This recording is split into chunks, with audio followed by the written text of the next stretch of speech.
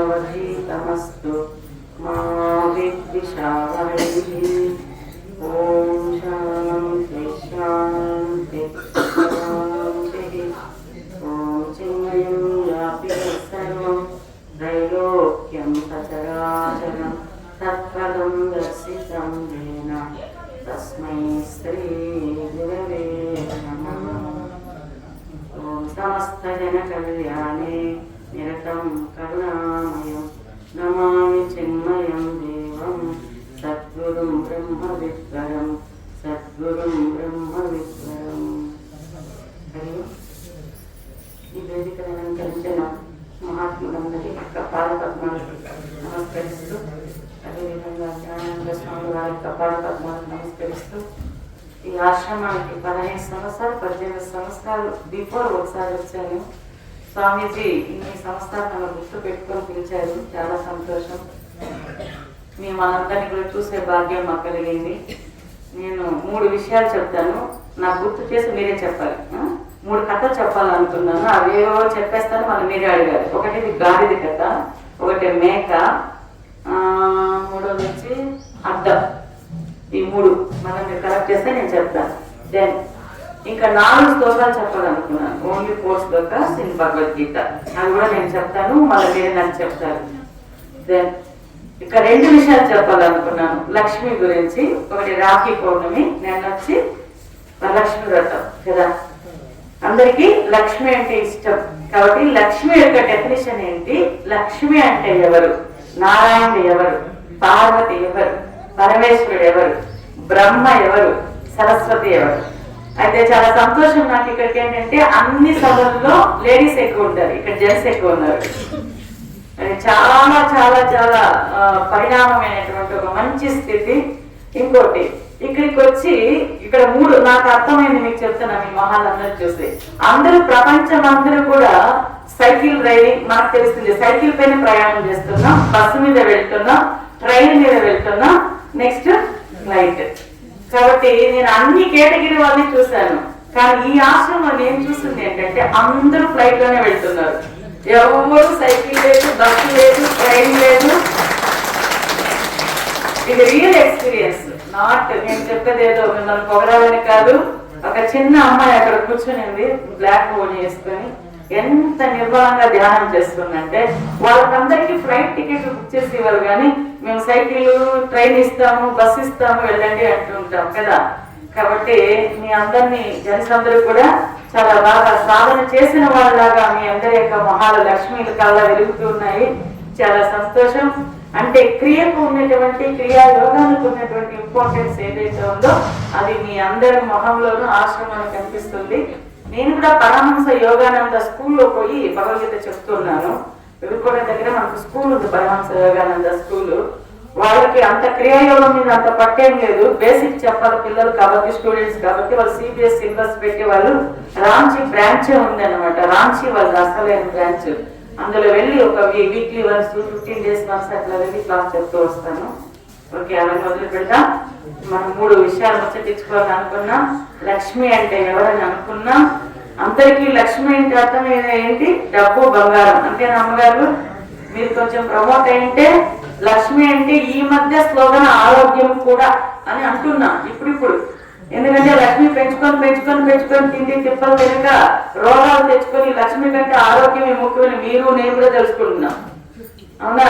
ఇంతకుముందు మేము కూడా ఆరోగ్యం గురించి పట్టించుకునేది. ఎక్కడ భోగాలు తీస్తే అక్కడ పరుగో ఆరోగ్యం బాగుంది, ఆరోగ్యం బాగాలేకపోని, గ్యాస్ ప్రాబ్లం ఏమన్నా ఇలా పరుగో వెళ్ళిపోతా ఉంటుంది.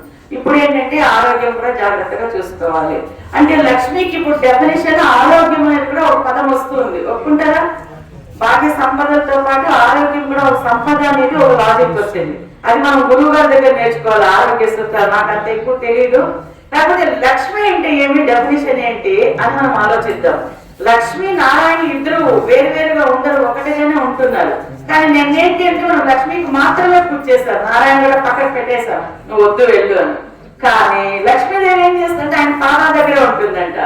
కానీ వాళ్ళిద్దరిని డివైడ్ చేయడానికి లేదు, కానీ చేస్తున్నాం మనం. ఎందుకు అంటే స్పెషల్ గా, మీ పేరేమో తెలియదు నాకు, స్పెషల్ గా నారాయణ గారు మీరు రండి, వాళ్ళ గ్రూప్ ఉండాలి, గ్రూప్ అంతా పక్కకు తీసి ఆయన్నే పిలిచి ఆయనకే పాల్గొని చేసి ఆయనకే మాలేసి ఆయనకే నమస్కరించి ఆయన ప్రసన్నం చేసుకుంటే ఓ ఆయన దగ్గరుంటే డబ్బు, ఆయన దగ్గరుంటే ఎవరైనా నాకు కూడా వస్తుందని ఒక ఆశ. అవునా, మన లేడీస్ కి అందరికి కూడా అదే ఆశ. ఏం ఆశ అంటే లక్ష్మీదేవిలో వరాలిచ్చి మహాలక్ష్మీదేవి. ఈ రోజు మనం ఎలా పూజ చేస్తే వరాలు వరాలు కురిపిస్తున్న లక్ష్మి అలా వస్తుంది అనేటువంటి ఒక ఆలోచన విధంగా. అవునా, అన్ని దయచేసి ఎవరు మాట్లాడద్దండి ప్లీజ్ ప్లీజ్ ప్లీజ్ ప్లీజ్. ఉండేది half an hour. Then Lakshmi అంటే ఇక్కడ ఏంటి, మనకు సంపద అర్థం. కానీ ఏ సంపద, యావత్తు ప్రపంచం అంతా లక్ష్మి కదండి. సంపద ధాన్యంలో లక్ష్మి ఉంది కదా, మీ ఇంట్లో ఉన్న పప్పులు ఉప్పులు బియ్యం అన్నింటిలో లక్ష్మి ఉంది కదా, మీ పిల్లల రూపంలో లక్ష్మి ఉంది కదా. ప్రతి పువ్వు లక్ష్మి అనుకున్నాం, ఆ లక్ష్మిని తెచ్చి ఇంకో లక్ష్మి కేసి మళ్ళా మనం దండలు కలుపుతున్నామా? మట్టిని తెచ్చి మట్టితో గణపతిని చేసి ఈ మహాత్ముడు ఈయన గణపతి అని మొక్కుతున్నామా? ఇంకా ఎవరో పూజారు చెప్తారు, ఆ మట్టి వినాయకుడి నుంచి కొంచెం బెల్లం వినాయకుడు చేసి ఆ బెల్లంలో నుంచి బెల్లం దొరకలేదంట ఆయనకి, ఆయన కాలే గిల్లి మళ్ళీ ఆయనకే నైవేద్యం పెట్టారంట. కరెక్టా కదా? ఇప్పుడు మనం చేస్తున్న పద్ధతి అదే కదా. భూమిలో నుంచి లక్ష్మిని తవ్వి, లక్ష్మి బంగారాన్ని తవ్వి అదే బంగారాన్ని మళ్ళా పూజ చేసి అదే బంగారాన్ని తీసుకుని మా లక్ష్మికి వేస్తున్నాం. అవునా కదా? పువ్వులు భూమి అంతా లక్ష్మినే కదా. లక్ష్మి భూమిలో నుంచి వచ్చిన పువ్వులు తీసి మళ్ళా లక్ష్మీదేవికి వేసి అమ్మాని నేను పూజిస్తున్నామని నన్ను పెడుతున్నాం. ఆమె ఇచ్చిన నగర, ఆమె ఇచ్చిన బంగారం, బంగారం లక్ష్మి అంటే ఏం చేస్తాం? అమ్మగారులంతా మేము లక్ష్మి విగ్రహానికి బంగారం వేసి లక్ష్మిని వేసి మేము పూజ చేస్తున్నామండి. అంటే లక్ష్మితోనే మనం పూజిస్తున్నాం. అంటే ఇక్కడ అసలైన వేదాంతం ఏంటంటే జీవాత్మ పరమాత్మ, ఆ జీవుడే లక్ష్మి. లక్ష్మి ఎవరో కాదు, ఎక్కడో లేరు. లక్ష్మి మన అందరి శరీరంలో ఉండేటువంటి జీవ చైతన్యం ఏదైతే ఉందో అదే లక్ష్మి. ఎక్కడి నుంచి వస్తుంది లక్ష్మి అనుగ్రహం? అమ్మగారు చెప్పారు, మంచి ఆలోచనలు సద్భావాలు కలిగి ఉండి మనం హృదయపూర్వకంగా భగవంతుని ఆరాధించినప్పుడు ఈ లోకం నుంచే లక్ష్మి వచ్చి మనం అనుగ్రహించి వెళ్తుంది. మీరు అందరూ రామదాస్ సినిమా చూస్తుంటారేమో, అందులో ఏమవుతుంది? రామదాస్ ఆఖరికి ఏమవుతాడు? రాముడు రాముడు రాముడు ఎక్కడ రాముడు ఎక్కడ రాముడు అంటే వాళ్ళ భార్య ఏం చెప్తుంది? తల బాదుకుంటుంటాడు ఆయన. వాళ్ళ భార్య ఏం చెప్తుంది? ఏమండి రాముడు బయటికి వెళ్ళండి, ఆయన వచ్చి మీ హృదయంలో ఉన్నాడు, మీ హృదయంలో చూడండి లక్ష్మిని, అక్కడే రాముడిని ఎక్కడ బయట చూస్తున్నారంట. అప్పుడు ఆయన ఏం చేస్తాడు? ఒక రాయి ఎత్తుకొని హృదయాన్ని కొడతాడనమాట. కొడితే లోపల ఉంటాడు రాముడు. రాముడు ప్రత్యక్షమైన లోపల నుంచి బయటకు వస్తాడు. అంటే దీన్ని అంతా ఓవరాల్ ఇవన్నీ చూసినట్టయితే మనకు అర్థమయ్యేది ఏంటి? భగవంతుడు ఎక్కడో చెట్లో పుట్లో గుట్లో ఎక్కడో లేడు. జడ్చెర్ల కుప్పము అమ్మగారు ఆదోని స్వామీజీ గిద్దలూరు ఎక్కడి నుంచి వచ్చాం చూడండి. అవునా, ఎందుకు వచ్చాం? ఇక్కడి నుంచి ఆ ఆత్మ చైతన్యాన్ని అన్వేషించేశాక భగవద్ భావాన్ని పొందాలనేటువంటి ఒక సంతోషము, ఒక దీంతో ఒక తృప్తి కోసమే కదా వస్తాము. ఎందుకు వస్తాం? మీరు అందరు ఇక్కడికి వచ్చారు, ఒక ఆనందం, ఒక తృప్తి. పొద్దున వచ్చి లలిత హోమం, నేను వస్తాను లలిత సహస్రనామాలు వినిపించానండి. అంటే వాతావరణం అంతా కూడా ఏమైంది? ఎట్లా ఆష్టం పచ్చగా అలా ముగ్గులు అట్లా నిండి ఉంది, అంతా అలా శుభ్రం చేసుకొని ఈ రోజు ఈ ప్రోగ్రాం మనం చేసుకుంటున్నామనే పవిత్ర భావన ఏదైతే ఉందో ఆ పవిత్ర భావనే మనకు ఆనందం. ఎక్కడో భగవంతుడు రాడు. నేనంతా ఆశ్రమం శుభ్రం చేస్తూ 15 రోజుల ముందు శుభ్రం చేస్తాడు వరలక్ష్మి రథంకి. అమ్మగారు గుర్తుపెట్టుకోండి, మనం పాత్రలు కడిగినా అది కూడా లక్ష్మినే. పాత్రల మీద శుభ్రం చేస్తుంటే లక్ష్మిని, ఇల్లు ఊడుస్తుంటే లక్ష్మినే, వంట చేస్తూ ఉంటే లక్ష్మినే, మీ ఆయన రూపంలో లక్ష్మినే ఉంది. మీరు ఆయన అన్నం పెట్టారు కదా టైంకి, నేను లక్ష్మి పూజ చేస్తాను ఈ రోజంతా పస్తూ ఉంటుంటే. అర్థమైందా? అందరి రూపంలో భగవంతుడే కదా ఉన్నాడు, మీ పిల్లల రూపంలో భగవంతుడు ఉన్నాడు కదా. కాబట్టి ఈ చిన్న చిన్న లాజిక్స్ అన్ని తెలుసుకుందాం. వరలక్ష్మి వ్రతం ఎందుకు చేస్తామంటే ఆరోగ్యాన్ని ఐశ్వర్యాన్ని ఆస్వాదించడం కోసం చేస్తాం. లక్ష్మీదేవి ఎక్కడో లేదు, మన ప్రకృతి యావత్తు నిండి ఉంది, మన లోపల కూడా లక్ష్మి ఉంది. పవిత్రమైన భావన ఏదైతే, బాబు మాట్లాడద్దండి ప్లీజ్ ప్లీజ్ ప్లీజ్. పవిత్రమైన భావన ఏదైతే ఉందో అదే లక్ష్మి. ఈ రాఖీ గురించి మీకు అన్ని స్టోరీలు మీరు వినే ఉంటారు. ఈ రోజు రాఖీ పౌర్ణము, అన్న తమ్ముళ్ళు అక్క చెల్లెలు ఒకరితో రాఖీ కట్టుకుంటారు. దీనికి ఎక్కడ మనకు డైరెక్ట్ గా అక్క చెల్లి అన్న తమ్ముడు కట్టుకున్నట్టు లేదు పురాణంలో. ద్రౌపది దేవి కృష్ణుడి యొక్క చెయ్యికి చెయ్యికి గాయం తగిలితే తన చీర కొంగు చించి ఆవిడ ఆ యొక్క కట్ట కడితే అప్పుడు కృష్ణుడు ఆవిడ ఆశీర్వాదం చేసి, అమ్మ నీకు ఏ కష్టం ఏ సమయంలో అయినా నన్ను ప్రార్థించినట్లయితే నేను రక్షిస్తాను అని చెప్తాడు అనమాట. ఆ విధంగా ద్రౌపది నిండు సభలో కృష్ణుడిని ప్రార్థిస్తే ఆవిడకి అఖండమైనటువంటి వస్త్రాలు వచ్చాయని మనము ఒక కథ చెప్తున్నాం. అదే విధంగా లక్ష్మీదేవి కుబేరుడికి రాఖీ కడుతుందంట. ఎందుకు లక్ష్మీదేవి కుబేరుడికి కట్టాలి? వాళ్ళే అన్నదమ్ములు కాదు. నేను అనుకున్న ఈరోజు స్వామి దగ్గర రాఖీ కట్టించుకొని ఈరోజు ఇంకా జీవితాంతం స్వామీజీని ఒక అమ్మలాగా చేసుకునేయాలి. నేను నాకు రక్షగా స్వామీజీ ఉండాలని బాగా ఫిక్స్ అయిపోయి వచ్చేసాను ఈరోజు. మీరు కూడా అట్లా ఫిక్స్ అయిపోవచ్చు. మంచి వాళ్ళు తోడు ఉండాలి కదండి. రక్ష లక్ష్మీదేవికి కుబేరుడి రక్ష ఎందుకు అవసరమని చెప్పండి, ఎవరైనా తెలుసా? తెలీదా? నారాయణుడిని కుబేరుడు తీసుకెళ్లిపోయాడు. దేవదాన యుద్ధంలో గెలిచారనమాట. ఎవరు? కుబేరుడు గెలిచాడు. కుబేరుడు గెలిస్తే నారాయణ నువ్వే నా యొక్క ఆ రాజ్యానికి వచ్చి నారాయణ తీసుకుని కుబేరుడు యొక్క రాజ్యంలో పెట్టుకున్నారంట. ఎన్ని రోజులు ఉంటుంది లక్ష్మీదేవి నారాయణ ఎడవాట్లో ఉంటుంది అంతకాలము. ఇది ఎప్పుడు అబ్బా అంత ఇదే కదా కష్టాలన్నీ. పార్వతీదేవికి ఆ త్రిపురాసుడు రాక్షసుల వల్ల అదే కదా. వీళ్ళేమో ఉబ్బి తబ్బిప్పులైతే వరాలు ఇచ్చేస్తారు, తర్వాత పాపం వీళ్ళు ఇబ్బంది పడాలి. ఇప్పుడు లక్ష్మీదేవి పరిస్థితి కూడా అట్లే అయిపోయింది. ఇప్పుడు ఏం చేయాలి? ఎట్లయినా సరే కుబేరు దగ్గర ఉండేటువంటి నారాయణ తెచ్చుకోవాలి. అందుకే ఇవిడ ఒక ప్లాన్ చేసిందంట. ఒక బ్రాహ్మణ స్త్రీగా వేషం వేసుకొని కుబేరు రాజ్యానికి పోయి అక్కడ ఆవిడ నివసిస్తూ ఉండి నారాయణ పూజలు చేస్తూ ఉంటేంట మనకి ప్రకృతి ఈ రోజు మార్నింగ్ మీ రోడ్ అంతా వచ్చాను మాటలు ఎంత చక్కగా పచ్చగా ప్రకృతి చాలా ఆనందంగా చాలా ప్రెసెంట్ గా ఉంది. లక్ష్మీదేవి ఎక్కడైతే ఉంటుందో అక్కడ సిరి సంపదలు, ఆనందము, కొట్లాట్లు, అన్న తమ్ముళ్ళు గొడవలు, నీకెక్కువ రాజ్యమా నాకెక్కువ భూమి, నీకెక్కువ బిల్డింగులు, కొట్లాట్లు ఎట్లున్నాయండి? ఎక్కడండి రక్ష? పేరుకు మాత్రమే అన్నదమ్ముళ్ళు అక్క చెల్లెలు రక్ష. ఆస్తి ఎంత అన్నదమ్ములకు పంచుకుంటారు. అది ఆడబిడ్డలకు మంటి ఇవ్వరు. ఇస్తాము ఇంత ఇస్తాం గోరంత ఇస్తామంటారు. మీరు కాదు కొంతమంది. మేమేమంటామంటే ఇస్తాం మీకు పెళ్లి చేసి పంపించేస్తాం కదా, ఆ ఖర్చంతా ఎవరు ఇస్తారు? కాబట్టి కోట్ల ఆస్తి ఉంటే మీకు ఒక 5 లక్షలు 10 లక్షలు ఇచ్చేస్తాం. వీళ్ళు తెలియని వాళ్ళు వీళ్ళు ఏమంటారు? ఎన్టీఆర్ ఎవరో పెట్టారు, మీకెంత సగభాగం మాకు అంతే భాగం ఉంది, మాకు ఇవ్వండి ఆస్తి. వీళ్ళు గొడవలుకుపోతున్నారు. ఓకే, అది పక్కకు పెడదాం. ఇవి ప్రపంచంలో ఎలా ఉంది? ఒకరికొకరు సహాయం చేసుకుని డబ్బులు ఇచ్చుకొని ఆస్తులు పంచుకునే స్థితిలో లేదు. రక్ష ఎక్కడి నుంచి వస్తుంది? రక్ష అన్నకి తమ చెల్లెలకి రక్ష ఎక్కడ?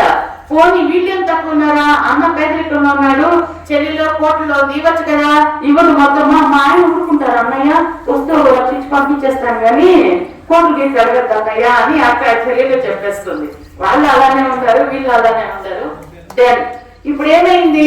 ఈమె వెళ్ళింది కదా లక్ష్మీదేవి. లక్ష్మీదేవి వెళ్ళేపాటికి ఆ ప్రకృతి అంతా ప్రెసెంట్ గా కుబేరుడికి కూడా ఆనందం, లోపల తృప్తి అంట. లక్ష్మీ ఫుల్ ఎట్లా తృప్తి రావాలా? మనకేమొస్తుంది? దురాశ వస్తుంది. ఈ రోజు 5,000 10,000 డబ్బులు వస్తే నేను తృప్తిగా వెళ్ళాలి కానీ ఈ ఆస్తి అంతా నాకే కావాలంటే అవుతుందా? చెప్పండి. అయితే ఇతనికి కుబేరుడికి చాలా ఆనందం అనిపించిందంట. అప్పుడు ఆ బ్రాహ్మణ రూపంలో ఉన్న లక్ష్మీదేవికి, అమ్మా నీకేం వరం కాదు కోరుకోమ్మా అది ఇచ్చేస్తానంటే, అనే తప్పకుండా ఇస్తావా నువ్వు అంటే తప్పకుండా ఇస్తానంటే ఇవేం చేస్తుందంటే ఒక దారం అంట. ఈ కాలంలో వచ్చే ఫ్యాషన్ డిజైన్లు కదా, అక్కడ ఒక పసుపు దారం తీసి రక్షగా కుబేరుడికి కట్టిందంట. కట్టేసరికి ఏమైంది? ఈయన చెల్లెలు అయిపోయింది, ఆ నన్న అయిపోయాడు. కాబట్టి నీకేం వాళ్ళకు కోరుకుంటే ఈమెం కోరుకుంది? బాబు మాట్లాడదండి దయచేసి, నాకు డిస్టర్బ్ అవుతుంది బాబు, మీరు దూరంగా వెళ్ళి తక్కువగా సౌండ్ లో మాట్లాడుకోవాలా. మీరు మాకు వినిపించేటట్లు మాట్లాడతారు, మా మాటలే వినిపించాలి ఇక్కడ, తర్వాత మీ మాటలు. అయితే ఏమైంది చెప్పండి? ఆ కోరుకునేసరికి కుబేరుడు ఏమంటాడు? సరే ఇస్తానంటే అప్పుడు ఈ నిజస్వరూపం తీసి, నాకు నారాయణ నా భర్తను ప్రసాదించిన అన్నయ్య, నువ్వు నన్ను క్షేమ సౌభాగ్యాలతో ఉండమని దీవించావు కదా, కాబట్టి నా నారాయణ నాకు ఇచ్చేయంటే అప్పుడు సంతోషంగా కుబేరుడు నారాయణ లక్ష్మీదేవికి ఇచ్చి పంపించాడంట. ఇంకా ఒక కథ ఏంటంటే దేవేంద్రుడు అనేక సార్లు ఎప్పుడు దేవేంద్రుడు తప్పులు చేయడము, మన దేవేంద్రుడు మన లోపల ఉన్నాడు తెలుసా? దేవేంద్రుడు ఎవరంటే దేవేంద్రుడు మన మనస్సే. ఇంద్రియాలు కాదు, ఇంద్రియాలు చాలా మంచివి, అన్ని మంచి ఇంద్రియాలే. కళ్ళు మంచి చూడమంటేనే చూస్తుంది, చేయులు దానం చేయమని చెప్తుంది. మనసు ఒకటే, మనసు ఏం చెప్తుంది? ఎవరైనా దానం పదవి వద్దు రేపు నీకు పెట్టుకోవట్లేదు, దాచి జోబులో పెట్టుకో అని చెప్తుంది. కాబట్టి ఈ మనస్సు దేవేంద్రుడు అనేక సార్లు రాక్షసులతో యుద్ధం చేసి ఓడికి వస్తున్నాడు. అప్పుడంట దేవేంద్రుడి యొక్క భార్య ఈ రోజు రాఖీ పౌర్ణమి రోజు భర్తకి రాఖీ కట్టి ఈ రోజు నీకు విజయం కలుగుతుంది వెళ్ళు అని చెప్పి పంపిస్తుందంట. వెళ్ళిన తర్వాత దేవేంద్రుడికి అంతకు ముందుకి అమరావతిలో దాక్కో ఉంటాడంట. అప్పుడు దేవేంద్రుడు ఈ రోజు రాఖీ కట్టించుకున్న భార్య దగ్గర వెళ్ళి రాక్షసుల మీద జయించి మళ్ళా అమరావతి రాజ్యంగా పొంది 3 లోకాల్లో ఆయన వెలుసులతో ఉన్నాడంట. ఇట్లా అనేక కథలు ఉన్నాయి. మనకి ఇంకా ఒక శివాజీ అనేక సార్లు మన రాజ్యం ఇచ్చేస్తూ ఉంటే వాళ్ళ భార్య రాఖీ కట్టి పంపించింది.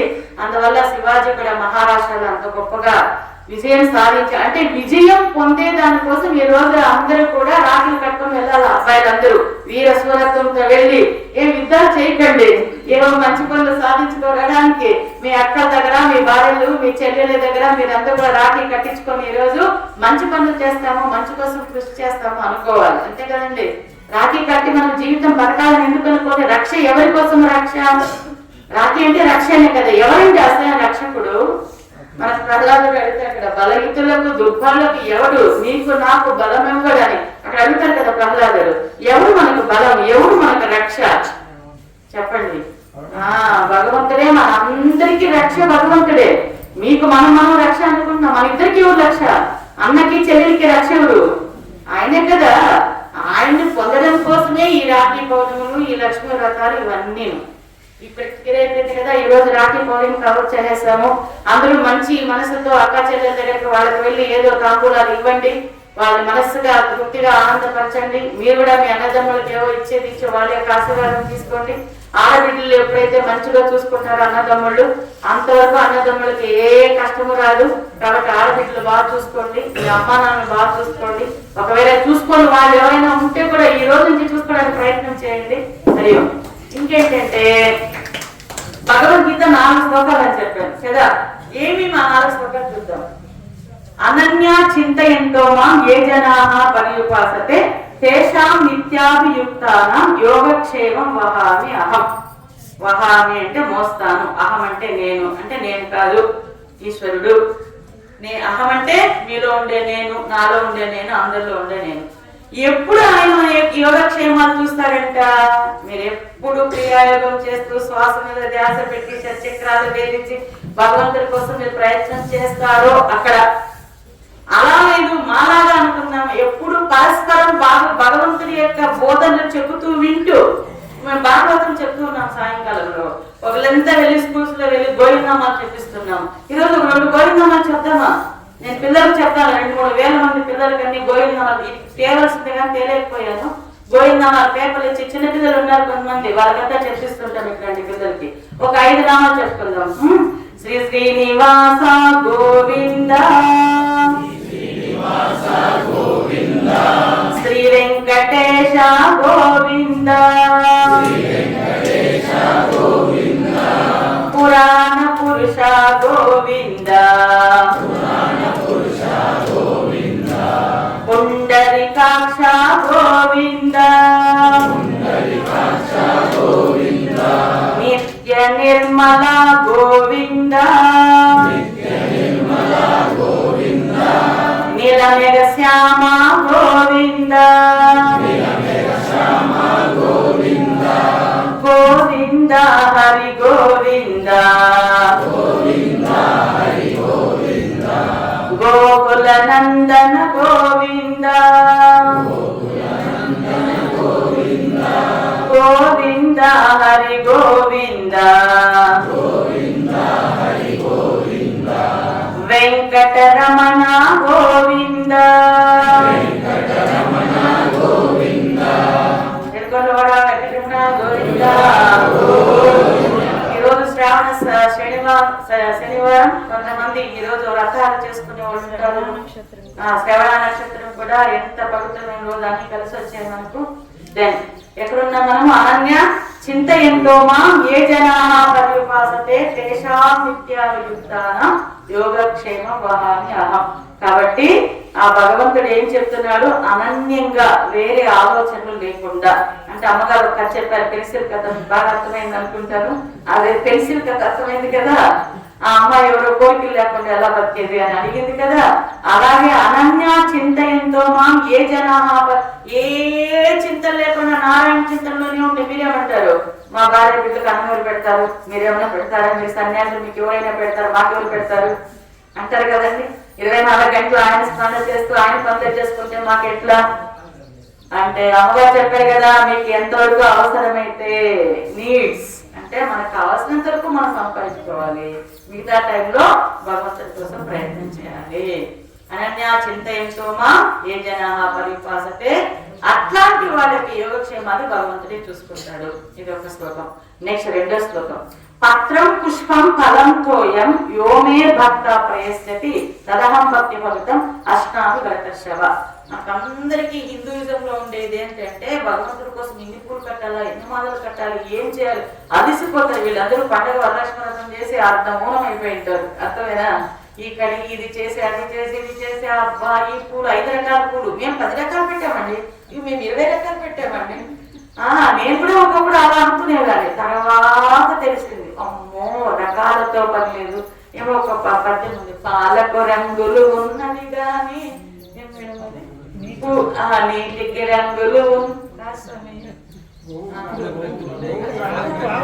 ఆవుకు రంగులు ఉన్నవి గాని పాలకు రంగులు ఉన్నాయా? అలాగా పువ్వులకు రంగులు ఉన్నవి గాని భక్తికి పూజకు రంగులు ఉన్నాయా? ఏటికి వంపులు ఉన్నాయి కానీ నీటికి వంపులు ఉన్నాయా? చూడండి ఎంత లాజిక్ కదా. చిన్న లాజిక్స్ ఇంత వేదాంతం ఉంటారు. నాకు పిట్టకథలు అంటే చాలా ఇష్టం. మీకు కూడా ఇష్టమేనా? కథలు పిట్టకథలు అంటే చాలా ఇష్టం. ఎందుకంటే దాంట్లో ఇంత వేదాంతం ఉంటుంది. మన ఇన్ని పుస్తకాలు చదివి సంపాదించే జ్ఞానం కంటే ఒక చిన్న పిట్టకథ ద్వారా ఎంత జ్ఞానం సంపాదించచ్చు కదా. కాబట్టి ఇక్కడేంటి, పూలు రంగులు అవి ఇవి అంటున్నాము. నీ మనస్సు అనేటువంటి పుష్పాన్ని భగవంతునికి అర్పించాలి. కానీ ఇవన్నీ అర్పించడం ఏంటి? ఇది మెల్లమెల్లగా మనము అర్థం చేసుకోవాలి. మనకు అదేమంది శివానంద లహరిలో ఒకటి చెప్తారు ఆదిశంకరాచార్యులు. ఏంటంటే అడవుల్లోకి వెళ్ళి అక్కడికి వెళ్ళి అక్కడ శివానంద లహరిలో ఆదిశంకరాచార్యులు ఒక మాట చెప్తారు. కొండలెక్కి పూలు కోసం ఆ కొండ ఈ కొండ ఎక్కి పూలు సేకరించి తెచ్చి పెట్టడాను పరమశివ, నాకైతే అంత ఓపిక లేదు. ఇప్పుడు అంటున్నా వయసులో పరిగెత్తాం మనం కూడా, ఇప్పుడు వయసు తెగిపోతుంది కదా, కాబట్టి నాకైతే అంత ఓపిక శక్తి లేదు శివ. నేనేం చేస్తున్నాను, నా మనస్సునే పుష్పాన్ని నీకు సమర్పిస్తున్నాను శివ అని అక్కడ వేడుకుంటాడు. కాబట్టి ఆ విధంగా ఎన్ని శ్లోకాలైనా పత్రం పుష్పం, ఒక పుష్పం చాలు కదా భగవంతుడిని మెప్పించడానికి. ఆ పుష్పం ఎవరిచ్చారు? కాదు, మన భాగవతంలో కథల్లో పుష్పాన్ని ఇచ్చి ఆయన మోక్షాన్ని పొందారు. ఎవరు భాగవతం చదవాలి? కరెక్ట్ క్లాస్ అండి మీకు. గజేంద్రుడు ఒక పుష్పాన్ని సమర్పించి నారాయణుడికి మోక్షాన్ని పొందాడు. నెక్స్ట్ పత్రం చెప్తున్నాం. ఫలం ఎవరిచ్చారు? ఫలం అంటే పండు. శబరిమాత ఎంగిరి పళ్ళు ఇచ్చి రాముడికి మోక్షాన్ని ఆమె పొందింది. పత్రం పత్రం చెప్పుకోరు. పత్రం ఎవరు ఇచ్చారండి? పత్రం అంటే ఆకు ఎవరు ఇచ్చారండి?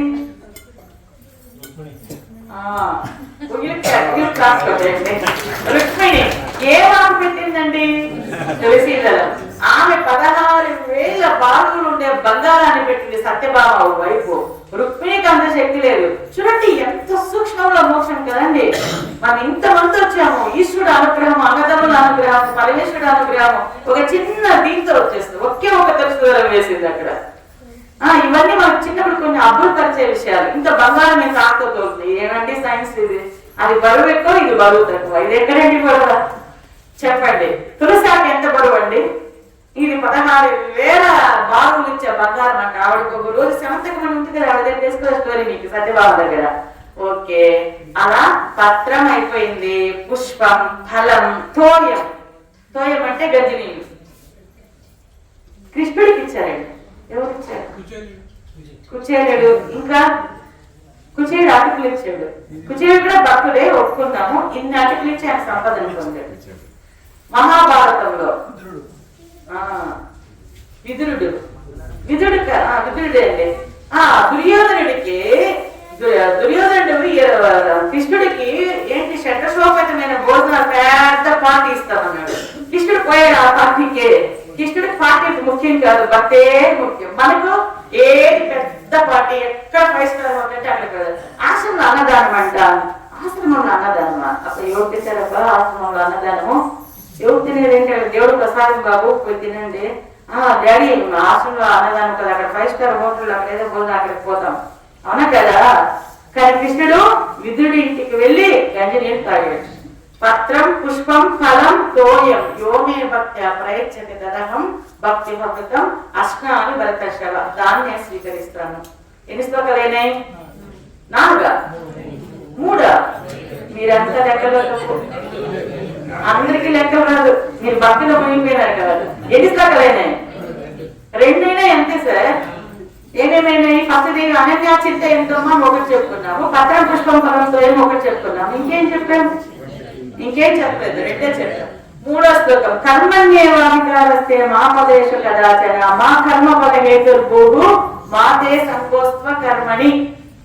కర్మ చేయటి అంటే నీకు అధికారం ఉంది, కానీ కర్మ ఫలితాలతో నీకు అధికారం లేదు. నీకు చిన్న స్టోరీ మీరు వినే ఉంటారు, చెప్పేస్తారు. కానీ గుమ్మడికాయలు బాగా పండాయంటండి. పండితే ఆయన ఈ ఊరు గోవిందాపల్లిలో గుమ్మడికాయలు బాగా పండాయి. ఒక రాజు ఏం చేశాడు, అనౌన్స్ చేసేస్తాడు, ఏమి ఈ రోజు రాఖీ పౌర్ణమి రోజు ఇంటికి ఒక గుమ్మడికాయ ఫ్రీ.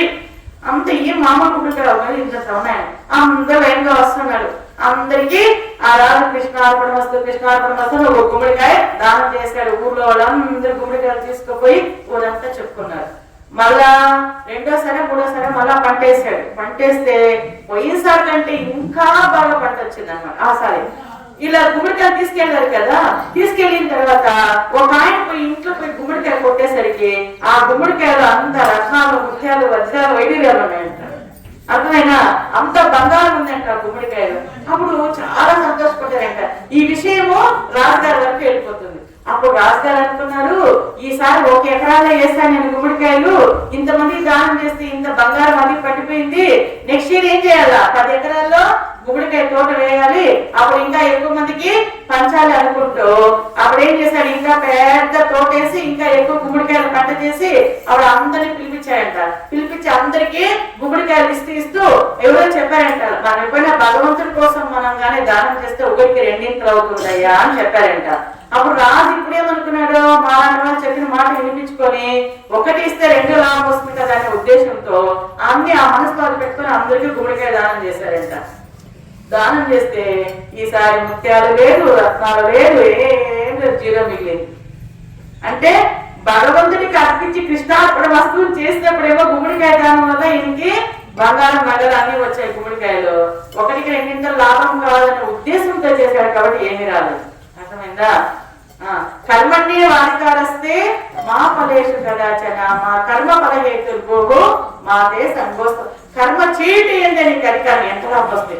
మాతాజీ మేము పొద్దున్నుంచి ఇదంతా ఊడ్చి చేసాము, ఎంత లాభం వస్తుంది? మాతాజీ మేము స్వామీజీకి 10,000 20,000 ఇచ్చాము, ఎంత లాభం వస్తుంది? మీరు 1,00,000 కూడా ఇవ్వండి, 10 లక్షలు కూడా ఇవ్వండి, కానీ భగవంతుడికి ఇచ్చాము, గురువుకి ఇచ్చాము అనుకోండి, ఎంత లాభం వస్తుంది నీ వద్దండి. లాభం మీరు లేదు చేస్తే మీకు లాభం ఎక్కువ వస్తుంది. మాకు లాజిక్ పచ్చిపోతాం మనం. అర్థమైందా? ఎన్ని శ్లోకాలు అయినాయి?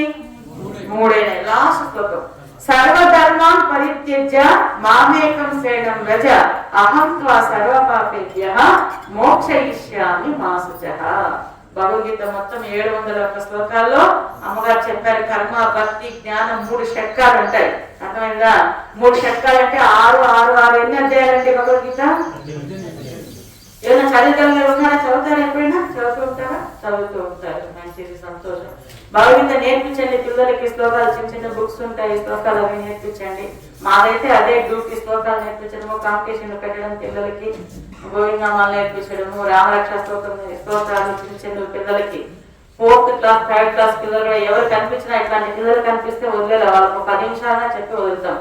అంటే చిన్న పిల్లలకి హరే రామ హరే కృష్ణ కూడా రావటం లేదండి. పిల్లలకి హరే రామ హరే కృష్ణ రావటం లేదు. మీరు పెద్దవాళ్ళందరూ ఏమనుకోకుండా మీ మనవాళ్ళకి మీ మనవరాళ్ళకి హరే రామ హరే కృష్ణ నేర్పించండి, రామరక్షా స్తోత్రం నేర్పించండి, ఈ ఆశ్రమానికి వచ్చే అలవాట్లు నేర్పించండి. ఆ విధంగా కొంచెం ముందుకు వెళ్ళొచ్చు. మనం అందరం చాలా చూస్తున్న టైం అయిపోయిందేమో. 4 శ్లోకాలు అయిపోయినాయి, నాకు చెప్పేశాను. అయితే షార్ట్ గా 3 స్టోరీలు ఒక 1 minute లో చెప్పేస్తాను. గాడిద కథ చెప్పుకున్నాం కదా. గాడిద ఏమంటే ఒక రాజు భార్య రాణికి సాకలు అంటే చాలా ఇష్టం అంట. రోజు మంచిగా బట్టలు తోమి తెచ్చి పెడతా అంటారు. ఒక రోజు చాకలు తెలుసుకోవాలి వచ్చిందంట ఇంటికి. ఏమైంది చెప్పువే, ఏమైంది చెప్పుంటే ఏం చెప్పలేదంట. బోర్న వెయిట్ చేస్తుందంట. రాణికి చాకలు అంటే చాలా ఇష్టం అని చెప్తాను ఫ్రెండ్ కదా. దాన్ని చూసి రాణి కూడా ఏడ్చిందంట. రాణి ఏడుస్తుంటే వాళ్ళ ఏమంటారు సభలందరూ చెలికత్తలందరూ అడిగారంట, ఎందుకు రాణి ఏడుస్తున్నావు? ఆమె చెప్పలేదంట. ఈ రాణిని ఇంతగా ఏడుస్తుంటే మనం కూడా కొంచెమని ఏడియాలి కదండి. ఇప్పుడు మీకు అర్థమైపోయింది అక్కడ స్టోరీ. రాజు కూడా వచ్చి చూసి రాణిని చూసి రాజు కూడా ఏడుస్తున్నారు. అందరూ ఏడుస్తున్నారు, ఒక మంత్రి మాత్రం ఏడలేదంట. ఏంటిది, ఏమి అంతఃపురం పై నుంచి ద్వారకాల లాస్ట్ గేట్ దాకా ఆశ్రమం కూడా మనం అందరూ ఏడుస్తుంటే వచ్చి ఏం చేస్తారు, మనం చూసి వాళ్ళు ఏం చేస్తారు. ఏం చెప్పాలి కదా ఆయన, ఎందుకు వస్తున్నారు జ్ఞానానంద స్వామి ఆశ్రమానికి వచ్చి ఏడడం కోసం వచ్చారా సంతోషం కోసం వచ్చారంటే మాట్లాడం కదా, ఏడవడం. లాస్ట్ గా మంత్రి ఆలోచించి ఎందుకు ఏడుస్తున్నారంటే అట్లా వెళ్ళి ఆ సాకలు దాకా పోయింది, దాని ద్వారా ఏడుస్తున్నాను. సాకలు దాటిపోయి ఎందుకు ఏడుస్తున్నావు అంటే నా గాలి పిల్ల చచ్చిపోయింది, ఎంతో ప్రేమగా పెంచుకొని గాలి పిల్లని అది చచ్చిపోయింది అని అంట. ఒక రాజంట చాలా తెలివైనాడు, కండిషన్ పెట్టారంట. ఒక మేక వచ్చి, మేకకి ఏమి ఇష్టం చెప్పండి, ఆకులు కదా. ఆకులు అంతా ఇష్టం కదా మేకలకి. ఎవరు తెలివైన వాళ్ళు ఈ రాజ్యంలో కనుక్కుందామని రాజు ఒక కండిషన్ పెట్టారంట. ఏంటి కండిషన్ అంటే మేక ఉంటుంది, మేక ముందు పచ్చగడ్డి ఇంత ఉంటుంది, ఆకులు అన్నీ ఉంటాయి, కానీ అది మేయకూడదు అని. ఇప్పుడు మీ గోయిందాపల్లి చుట్టుపక్కల జడ్చాల మీ అందరికీ ఒక మేక ఇచ్చేస్తాం మేము ఈ రోజు. వచ్చే పౌర్ణమికి అంతా ఏం చేయాలి, మీరు మేకలు బాగా మేపాలి. ఏం చేస్తారు మీరు, ఏమైనా చేసుకోండి, మీకు ఒక మేక ఇచ్చేసాము. మళ్ళా మేము ఏం చేస్తాం, వరుసగా ఇక్కడ గడ్డి అంతా వేసి పెడతాం, మీ మేకలు మీరు తీసుకొని రావాలి. మీరు అందరూ ఫీల్ అవుతున్నారు, మేము ఎక్కడ మాట్లాడి మేకలు మేపేది, మా ఇంట్లో ఒకడు ఒప్పుకోడు, మా ఆయన ఒప్పుకోడు, మీకు అందరికి మేకలు ఇచ్చే తీరుతాం, ఎట్లయినా సరే మీకు కూడా ఇస్తాం, మీరు మేపాల్సిందే. అందరు మేకలు ఒక్కొక్కరు ఒక్కొక్క రకంగా ఆలోచించారంట. మేకలకు గడ్డి బాగా పెట్టి ఏవో వాళ్ళకి ఎక్సర్సైజ్ చేయించి ఏమో వాళ్ళ తెలివంతా ఉపయోగించి అందరు మేకలు తీసుకొచ్చారు. రాణి కోసం రానే వచ్చింది. స్వామీజీ వారు పరీక్ష పెట్టారు. అందరు మేకలు పెట్టేశారు, అందరు మేకలకి గడ్డేశారు. కొంతమంది అంటే గడ్డి ఏకనే ఉంచేశారంట. అట్లా చూస్తే అది తినకుండా ఉంటుందని. అర్థమైందా మీకు? కొంతమంది తెలివైన వాళ్ళు మేకకి ఆకులు పెట్టకుండా పెంచేశారు. వారంలో 4 రోజులు ఏదో పాలు అది ఏదో పెట్టి. సరే ఈ మేకలకు ఆ గడ్డి వేసినారు, పచ్చగా ఆకులు కనిపిస్తున్నాయి. ఇప్పుడు మనకు ఒక కేజీ బంగారు ఇస్తామని మనం అందరూ పరిగెడతాం కదా. అలాగా ఆ మేకలంతా ఏం చేస్తున్నాయి, ఆ గడ్డి చూస్తేనే పరుగున వచ్చి వేస్తున్నాయంట. అప్పుడు ఎవరు తీసుకున్నాం, ఒక ఉదాహరణ ఈసారి తీసుకున్నాం. మీ పేరేమంటే? సత్యబాబు. సత్యబాబు గారి పిల్లకి ఒక మేక పోయింది. ఆయన ఇక్కడ ఆయన మేక పట్టుకొచ్చాడు. ఆయన స్వామి ఎదురుగా అది కట్టేశాడు మేకని. ఆ మేక ఉంది, దాన్ని అన్ని వదిలిపెట్టారు. ఆ మేక మాత్రం అక్కడికి పోతుందంటే గాని దాన్ని ఆకు ముట్టుకుండా అట్లే వెనక్కి వచ్చేస్తుందంట. అన్ని మేకలు వేసేస్తున్నాయి, తినేస్తున్నాయి. ఒక సత్యబాబు గారి మేక మాత్రం తినలేదు. అందరూ క్లాస్ కొట్టేసిన తర్వాత ఎందుకయ్యా సత్యబాబు ఏమైంది అని అడిగారు అనమాట. అప్పుడు స్వామీజీ మెచ్చుకొని ఆయనకి వేసిన మెడలో ఏదో ఒక కప్పు ఏమో ఆయన సత్యబాబు గారికి ఇచ్చేశారు. నీ మేక రాదు కదా మెచ్చుకున్నారు, ఇచ్చేశారు. అందరూ క్లాస్ కొట్టేశారు. అప్పుడు సత్యబాబుని తీసుకొచ్చి మైక్ దగ్గర నిలబెట్టి ఏం పెట్టావయ్యా నీ మేకకి, అది గడ్డి ఒక ముట్టనే లేదు, ఆకు తినే లేదు, ఏం చేసావయ్యా అంటే రోజు దాన్ని నేను మేకకి ఎత్తుకుపోయి ఆకులు చూపించేది, అది తినేదానికి వస్తే దాని మన మీద దెబ్బ కొట్టేదంట. కుడితే అది వెళ్ళిపోతుంది. రోజు ఇదే పనిచేశాడంట. ఇప్పుడు ఏమైంది, మేక గడ్డికి వచ్చితే కూడా అది తినకుండా పరిగెత్తుంది. మనం అందరం కూడా మేకలే.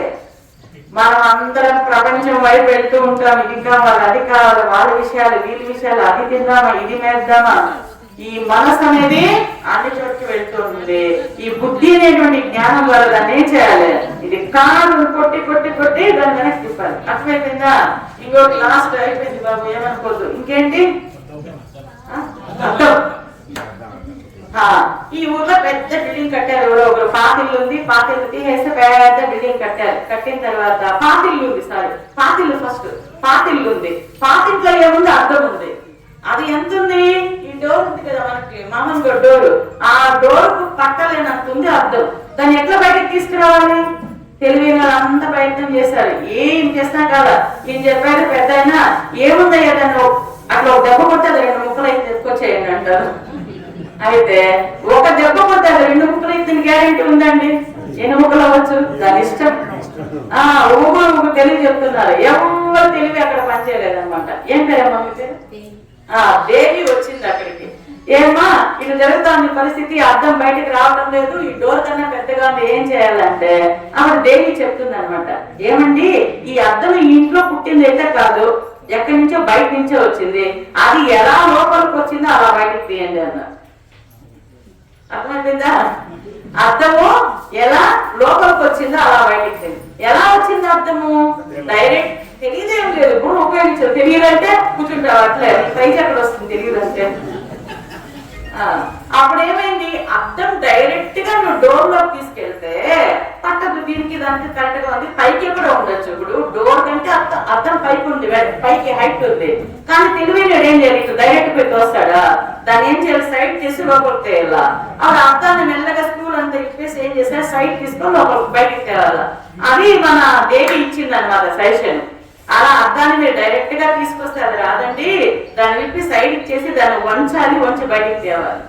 అయితే ఏమి అంటే ప్రపంచంలో వాళ్ళ వల్ల నేను ఇట్లయ్యా, వీళ్ళ వల్ల ఇట్లయ్యా, మా ఆయన ఎన్ని ఆలోచనలు లోపల ఉన్నాయి లేదా? 100 200 చెప్పండి. అమ్మగారు అయ్యగారు పిల్లలు ఎన్ని ఆలోచనలు ఉన్నాయి మీకు? అంటే ఎన్నెన్నో ఉంది, ఏం ప్రాబ్లం లేదు.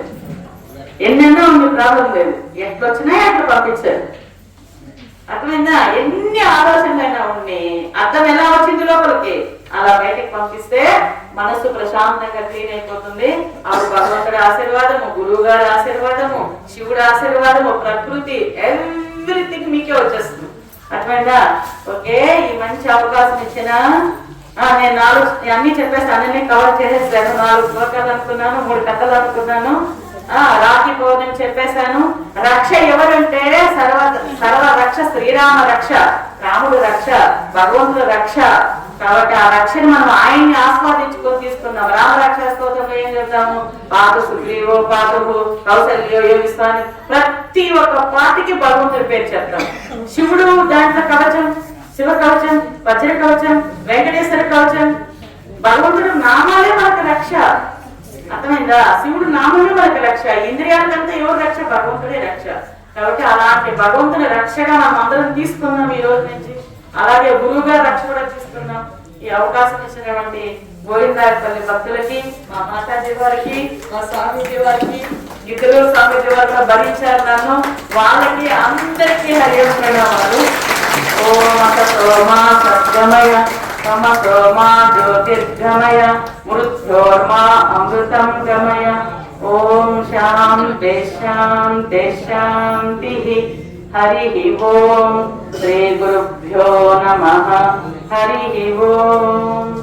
ఏతత్ఫలం శ్రీకృష్ణార్పణమస్తు. సద్గురుదేవతార్పణమస్తు. మంచి విషయాలు చెప్పిన మాత గారికి మరొకసారి గట్టిగా చెప్పట్లతో నేను గౌరవిస్తున్నాను. మాత గారికి కృతజ్ఞతలు.